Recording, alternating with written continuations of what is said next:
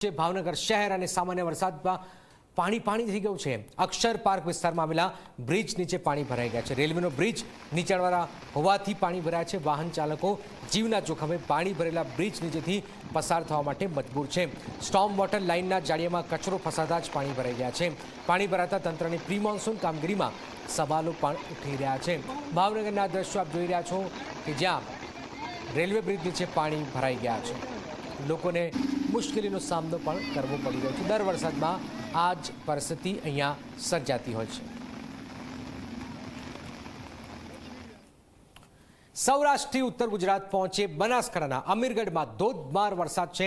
જ્યાં અમીરગઢમાં સતત વરસાદી માહોલ સર્જાઈ રહ્યો છે। આજે પણ અમીરગઢથી રાજસ્થાનને જોડતો નેશનલ હાઈવે પર વરસાદ છે। અસહ્ય બફારા બાદ આ વરસાદ વરસ્યો છે। ગ્રામીણ વિસ્તારો વરસાદ છે।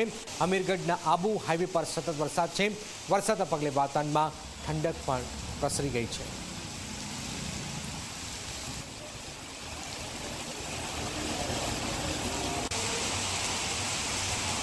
અંબાજીમાં પણ વરસાદી ઝાપટા પડ્યા છે। અંબાજીમાં કાળા ડિબાંગ વાદળ વચ્ચે વરસાદ છે। ભારે ઉકળાટ વચ્ચે હળવા વરસાદી ઝાપટા પડ્યા છે। વરસાદ પડતા જ લોકોને ગરમીથી રાહત મળી છે। હજુ પણ વધુ વરસાદ વરસશે તેવી આગાહી પણ વ્યક્ત કરાઈ છે।